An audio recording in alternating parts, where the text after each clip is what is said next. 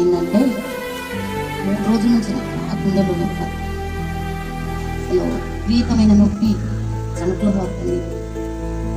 నేను డాక్టర్ గారు పిలిచి ఇంజక్షన్లు చేయించుకున్నామంటే డాక్టర్ గారు ఫోన్ చేసి నేను ఖమ్మం పోయినమ్మా అని చెప్పింది. బాగా నొప్పి వస్తుంది. అసలు ఇంట్లో ఒక్కదాన్ని ఉన్న పిల్లలు లేరు. మొక్కరించి ప్రార్థన చేస్తున్న ప్రభువా నా తండ్రి నీకే నందనాలయ్యాన్ని ప్రార్థన చేసుకుందాగా. అప్పుడు దేవుడు వాక్యం నాకు గుర్తొచ్చింది. దిక్కు నేను వాళ్ళకి నేనే దిక్కు అని చెప్పినట్టు నాకు బాగా అసలు విపరీతమైన నొప్పి చాట్లో పోతుంది. నాకు నేను అనుకున్నా ఇది హార్ట్ అటాక్ చచ్చిపోతున్నాను అని అనుకుని, అయ్యా ఈ చిత్తమైతే ప్రభువా నేను మోకరించి నేను ప్రార్థన చేస్తాను తండ్రి, నీ రక్తంతో నన్ను కడుగయ్యా, నీ సన్నిధిలో నన్ను సాక్షి పెట్టగా నిలబెట్టుకోని ప్రార్థన చేసినప్పుడు దేవుడు అప్పుడే నాకు స్వస్థత ఇచ్చిండు.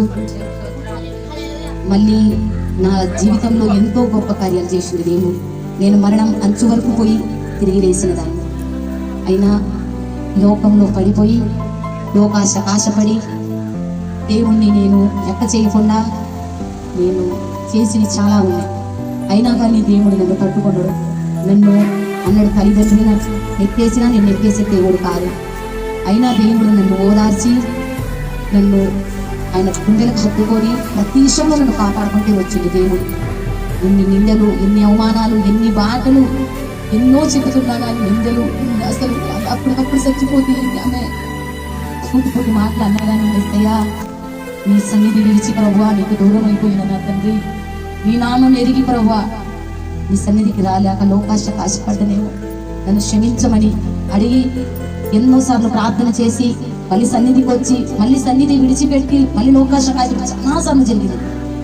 అయినా లోకంలో ఒకే చెప్పింది అయ్యగారు, లోకంలో ప్రేమ వ్యక్తమమ్మా, యేసయ్య ప్రేమ గొప్పది, ఇది చివరి వరకు ఉంటుందమ్మా అని అయ్యగారు చెప్పినప్పుడు ఆ మాటను బట్టి నేను ప్రార్థించిన ప్రభువా నన్ను క్షమించు, నీ పాదాలు పెట్టి బతిమిలాడుతున్నానయ్యా, నీ బిడ్డనయ్యా అని నేను ప్రార్థించుతుండగా ఒకటే నిర్ణయం తీసుకున్నా, ప్రభువా నీ మాటకు నేను లోబడతా, నీ సన్నిధి నేను ఎప్పుడూ విడిచిపెట్టను ప్రభువా, నన్ను నువ్వు దాటిపోవద్దని నేను ప్రార్థన చేసినప్పుడు నన్ను దేవుడు ఎంతో దగ్గరికి తీసుకొని నాకెన్నో ఏ విషయంలో కానీ నాకు ఈ జనం చుట్టుపక్కల వాళ్ళు ఎంతగా నన్ను చూతులు గుచ్చుతున్నారు. ఏ విషయంలో కానీ అమ్మా మీకు 2 పిల్లలు, నీకు భర్త, ముగ్గురు, నీకు ఉండటానికి ఇల్లు లేదమ్మా, ఎందుకమ్మా అని అందరూ నాకు ఒక దోషులాగైనా నన్ను మాటలు అన్నది నేను ఒకటే అనుకున్నా, ప్రభువా నువ్వు ఉన్నావు నాయన, నువ్వు సమస్తం కోల్పోయినా అంతకంతా ఇచ్చే దేవుడివి నాయన అని నేను ఒకటే అనుకొని ప్రభువా అనుకొని నా వారే అనుకున్న వాళ్ళని దీవించయ్యా అనుకొని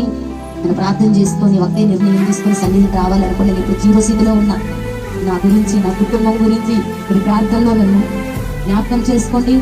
మళ్ళీ మీరు ఏ రోజైనా మీరు ప్రార్థన చేసుకున్నప్పుడు నన్ను మాత్రం, నా కుటుంబాన్ని మాత్రం మర్చిపోవద్దు.